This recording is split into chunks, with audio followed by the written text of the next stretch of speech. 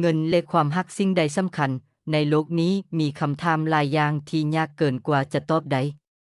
โดยเฉพาะเรื่องของความรู้สึกและอารมณ์ทั้งหมดนี้ขึ้นอยู่กับประสบการณ์ทัศนคติและมุมมองของแต่ละบุคคลที่มีต่อเรื่องนั้นๆอย่างเช่นเงินกับความฮักบางคนอาจจะเห็นว่าเงินบ่สามารถซื้อความฮักได้ในขณะเดียวกันบางคนพัดเห็นว่าเงินนำพาความฮักมาให้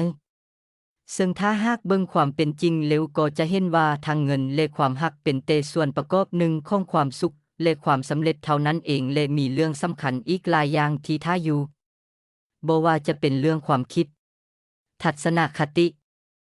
ความมักและนิสัยส่วนตัว